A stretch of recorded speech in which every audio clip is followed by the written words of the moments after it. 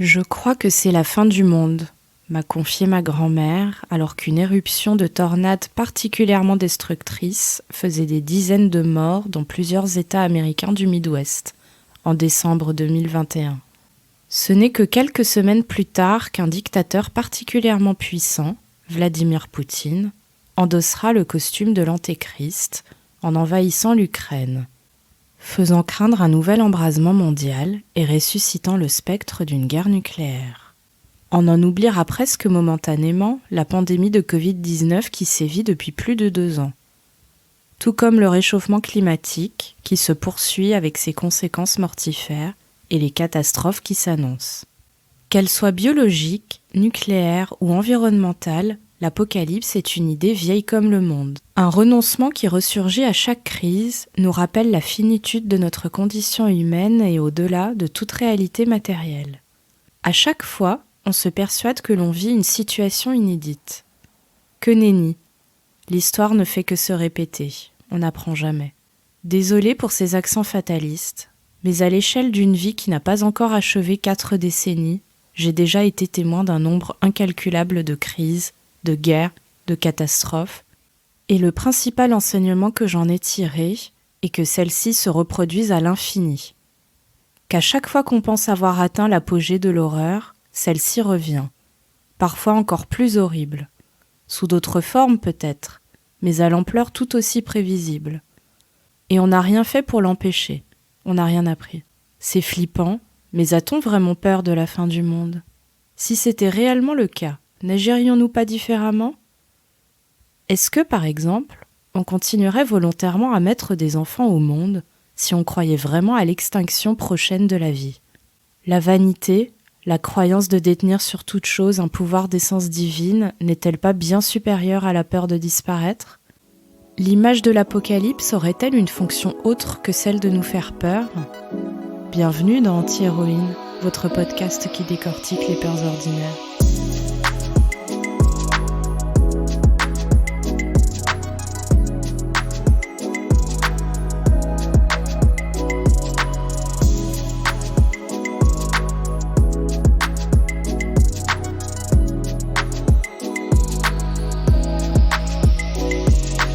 Garde une petite valise avec tes affaires essentielles pour descendre dans le sud au cas où. Poutine est fou, il est capable de tout, m'a écrit mon père, inquiet d'une possible crise nucléaire à la suite de l'invasion russe en Ukraine. Je suis calme, mais j'ai l'expérience de l'Irak et de la Syrie. On a vu comment ça a tourné, a-t-il continué. Oui, c'est vrai. Un jour de l'été 1990, sur le poste de télévision de mes grands-parents, j'ai appris qu'un petit pays, le Koweït, avait été attaqué par celui dans lequel je grandissais depuis 2 ans, l'Irak. Je m'apprêtais à entrer en CP et le monde, mon monde, a connu son premier effondrement quand on m'a annoncé qu'on ne rentrerait pas à la maison, à Bagdad, que je ne reverrais ni mon école, ni mes copines, ni les cadeaux d'anniversaire que j'avais reçus pour mes 6 ans. Nous étions simplement partis en vacances, et voilà qu'on nous confisquait notre vie, sans préavis. Bien sûr, ce n'était rien de dramatique comparé au sort de centaines de civils pris au piège de la guerre, de celle-ci, de la précédente, et de toutes celles qui s'enchaîneraient jusqu'à ce jour. Car oui, il y a des pays, des populations qui sont maudits, qui cumulent les catastrophes, qui connaissent l'enfer sur terre. L'enfance est un formidable parcours d'adaptation au cours duquel on oublie beaucoup sans oublier vraiment. Je suis donc passée à autre chose. Une autre école, d'autres camarades, une autre maison, d'autres poupées. De l'Irak, j'ai gardé le goût sucré des murs, l'arbre déraciné par la tempête de sable qui a manqué de justesse de fracasser la voiture devant la maison, le mur de la transgression qui a peut-être conservé un temps mes hiéroglyphes, la balançoire de ce jardin verdoyant de ma fête d'anniversaire, mes pleurs perdus au milieu d'un attroupement de femmes en noir, la Mésopotamie, mon berceau. Non, je n'ai jamais oublié.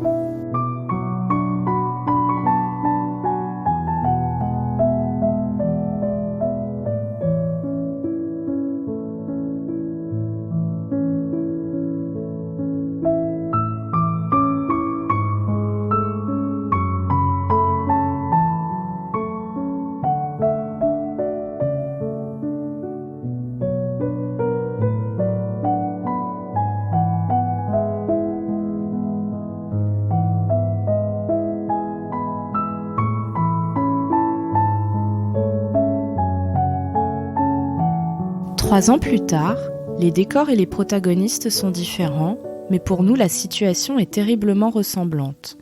Nous vivons à Constantine, en Algérie.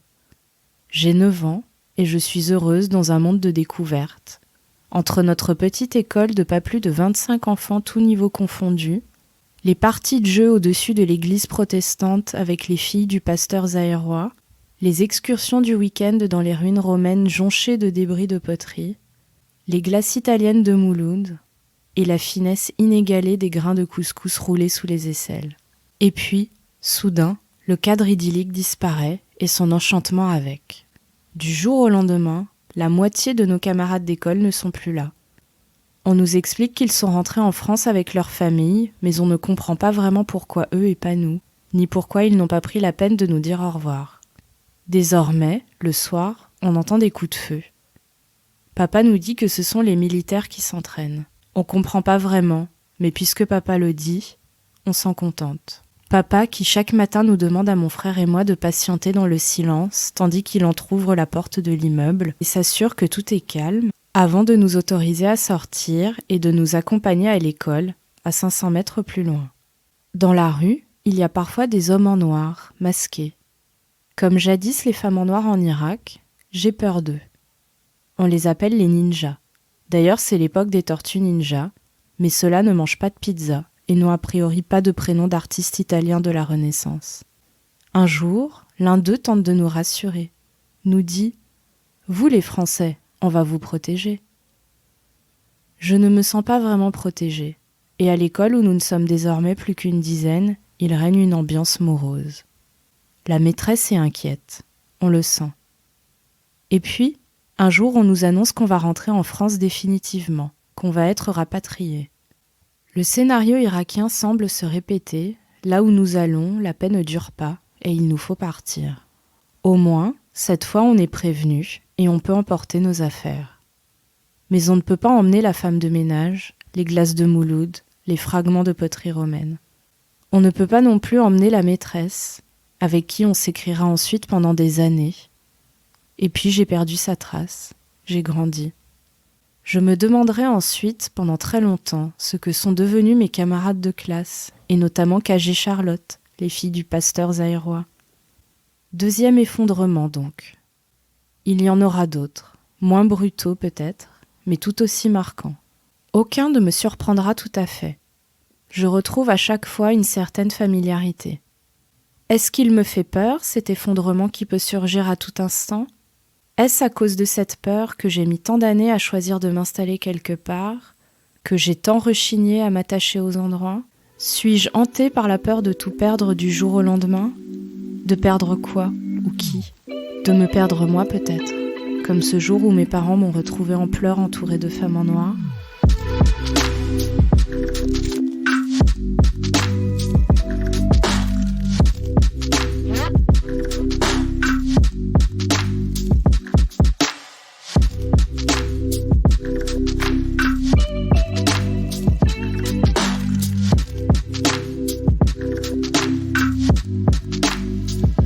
Si elle semble moderne, la collapsologie est en fait très ancienne.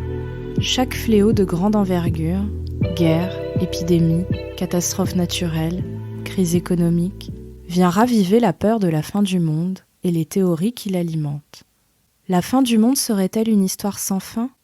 La Shoah, l'Irak, la Syrie, l'Algérie, le Yémen, le Rwanda, les Balkans, et tant de sang versé à travers le monde. L'Ukraine à présent, qui semble enfin rappeler aux Européens que rien n'est jamais totalement acquis, que la guerre n'appartient pas qu'au passé et qu'elle les concerne tout autant que le reste du monde. Et dans ce monde ultra connecté, une crise reste rarement isolée. Aujourd'hui, l'aviation russe bombarde des maternités. Le prix du carburant augmente et affecte les économies de plusieurs pays. Demain, des États qui importent massivement leurs céréales d'Ukraine ou de Russie, notamment en Afrique du Nord et au Moyen-Orient, des pays à la stabilité bien fragile et qui ont déjà beaucoup souffert, pourraient connaître d'importantes crises alimentaires.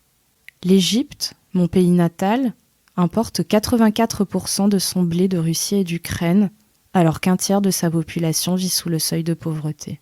Sans même aller jusqu'à une crise nucléaire, l'invasion russe en Ukraine risque donc de provoquer un embrasement d'envergure mondiale et aux conséquences difficiles à mesurer. Ce dont on est déjà certain, c'est que l'on n'en sortira pas indemne. Dans ce contexte catastrophique, et alors que des civils ukrainiens sont massacrés chaque jour, mes préoccupations et mes peurs quotidiennes paraissent bien peu de choses. Il est difficile de concevoir une issue, un sens à tout ça. Qui peut dire que la lumière sera bien au bout du tunnel ? Le même scénario de l'horreur semble se répéter, mais est-il voué à le faire ? La question ne se réglera pas en un podcast, mais j'ai là une pensée pour les catastrophes qui ont été évitées, pour celles qui peuvent peut-être encore l'être. J'ai une pensée pour les souffrances pouvant être atténuées, et je me demande si au fond ce n'est pas ça le sens de la peur de la fin du monde. Je me demande si la peur de l'effondrement de la civilisation, du genre humain, n'a pas pour fonction d'activer nos mécanismes de survie, et donc d'envisager des alternatives à la guerre, à la misère, à la violence, au réchauffement climatique et à tout ce qui pourrait nous détruire. Le paradoxe de la peur de l'apocalypse se trouverait-il dans un appel au renouveau ? De la même façon que les cendres volcaniques contiennent des minéraux fertilisants, le monde dispose des ressources nécessaires pour se sauver. Qui peut dire si l'histoire aura une fin et laquelle ? Après cette parenthèse apocalyptique de circonstances, je vous donne rendez-vous dans 15 jours pour réfléchir à des peurs plus communes du quotidien, comme celle du regard des autres, ou encore la peur de ne pas assurer, ou la peur du vide. Merci pour votre écoute et à bientôt dans Anti-Héroïne.